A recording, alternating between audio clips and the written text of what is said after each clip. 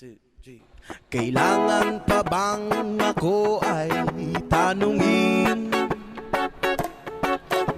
Kailangan pa bang sa'yo ay bigkasin na mahal